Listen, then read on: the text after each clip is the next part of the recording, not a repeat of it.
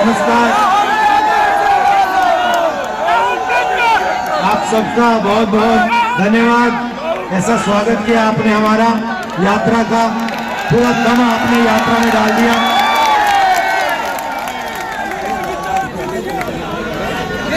एक साल पहले हमने यात्रा शुरू की कन्याकुमारी से कश्मीर तक, क्योंकि देश में बीजेपी के लोग एक धर्म को दूसरे धर्म से लड़ाने का काम कर रहे हैं और लोगों को धमकाने का, डराने का काम कर रहे हैं, नफरत फैलाने का काम कर रहे हैं।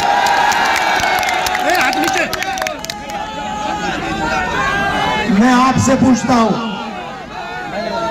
अगर परिवार में लड़ाई होती है, भाई ठहर जाओ, अगर परिवार में लड़ाई होती है, एक भाई दूसरे भाई को मारता है, तो परिवार मजबूत होता है, कमजोर होता है? कमजोर होता है। तो अगर देश को कोई कमजोर करता है तो देशभक्त का काम क्या होता है? देश को बचाना, नफरत को मिटाना, डर को मिटाना, हिंसा को मिटाना। यही लक्ष्य भारत जोड़ो यात्रा का था। जो नफरत समाज में फैलाई जा रही है, उसके सामने यात्रा ने 4000 किलोमीटर, और सिर्फ मैं नहीं चला भाइयों और बहनों, लाखों लोग चले हैं। मीडिया में पूरा ब्लैकआउट कर दिया था, जैसे इस यात्रा को पूरा ब्लैकआउट कर दिया है। मगर देश के दिल के अंदर, आत्मा के अंदर, डीएनए के अंदर यात्रा का मैसेज गया, मोहब्बत का मैसेज गया, नफरत के खिलाफ मैसेज गया, और इससे देश मजबूत हुआ। जैसे ऐसी भीड़ है, वैसे ही यात्रा में मैं चल रहा था, भीड़ थी।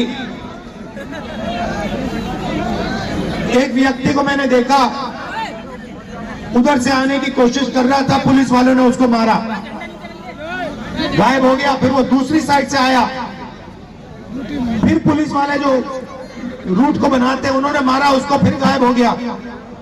तीसरी बार मैंने उसको यहां देखा, पुलिस वालों को धकेल के, अकेला 10-15 पुलिस वालों को धकेल के मेरे सामने खड़ा हो गया पिछली यात्रा में, और कहता है, सुनो, मेरे सामने आके खड़ा हो जाता है, ऐसे कहता है, मैं जानता हूं तुम क्या कर रहे हो, मैं जानता हूं तुम क्या कर रहे हो।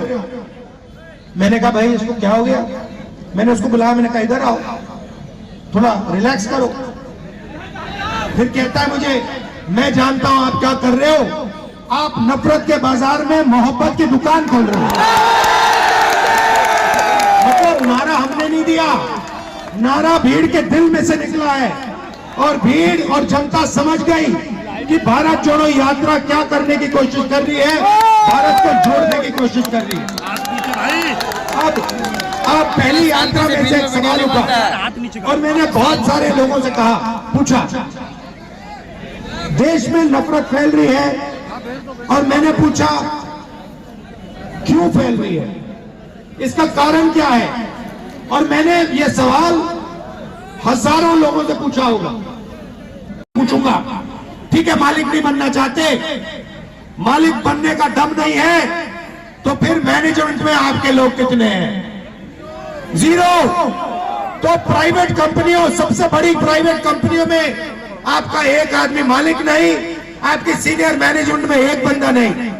ठीक है, अब आप कहो, पता नहीं, शायद कहो कि भैया 90% को प्राइवेट कंपनी में नहीं, कुछ नहीं चाहिए। ठीक है, फिर मैं आपसे पूछता हूं, ये मीडिया वाले जो घूम रहे हैं, मीडिया वाली कंपनी जो है, सबसे बड़ी कंपनियां हैं, इनमें से 90% के मालिक कितने? 0। ठीक है, बड़े बड़े रिपोर्टर के नाम देखो, ये सब के नाम लिस्ट निकालो, इसमें से 90% के कितने? 0। ठीक है, आप कहोगे भैया हमें हिंदुस्तान की सबसे बड़ी कंपनियों में भागीदारी नहीं चाहिए, हमें मीडिया में भी भागीदारी नहीं चाहिए। मैं कहता हूं गलत है, मगर शायद आप लोगों के दिल में यही है। तो फिर मैं आपसे पूछूंगा, भैया प्राइवेट अस्पतालों की लिस्ट निकालो। कहा देश का मान सम्मान बढ़ रहा है इससे, और तरह तरह के इवेंट होते रहते हैं, देश का मान सम्मान बन रहा है। ठीक है, हम भी देशवासी, हम भी खुश होते हैं जब भी ऐसा कुछ होता है। लेकिन मैं पूछना चाहती हूँ, क्या देश का मान सम्मान, यहाँ जो खड़े नौजवान बच्चे हैं, जो हमारे पुलिस वाले जो स्टूडेंट्स हैं, इनसे नहीं जुड़ा है? क्या देश का मान सम्मान आपकी महत्वाकांक्षाओं से, आपकी उम्मीदों से नहीं जुड़ा है? आपको रोजगार नहीं मिलना चाहिए? जब आपका मान सम्मान बढ़ेगा तभी देश का मान सम्मान बढ़ेगा। आप चाहे अग्निवीर को देखिए, इतने सारे बच्चे गांव-गांव में यूपी में वर्जिश करते हैं, तैयारी करते हैं सेना के लिए। जब एक जमाने में एक ऐसी सरकार थी जो आपकी महत्वाकांक्षाओं को, आपकी आशाओं को, आपकी उम्मीदों को आगे बढ़ाती थी, तब आपको सेना के जरिए रोजगार मिलता था। आज क्या हुआ है? अग्निवीर लिया है ना, वहाँ पे आपको रोजगार मिल रहा है। जहाँ PSUs में रोजगार मिलता था, वहाँ आप देखिए बड़े बड़े PSU दे चुके हैं, अडानी जी को दे चुके हैं। तो जो गरीब तबका है, जो आम जनता है, उसका क्या फायदा होता है? गहराई में ये सवाल आप समझो और पूछो। देखो, नौजवानों के लिए रोजगार नहीं है।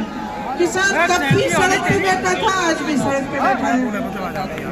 गन्ने का जो खरीद का दाम है, वो पिछले 8 सालों में 55 रुपए बढ़ा है, बस 55 रुपए। और आप बताओ, आप जब दुकान जाते हो सब्जी खरीदने, फल खरीदने, बनाना है घर पे, क्या होता है? आपको मिलता है? दाम कितने महंगे हो गए हैं, चाहे सरसों का तेल हो, चाहे गैस हो, चाहे सब्जी, टमाटर, आलू, कुछ भी हो।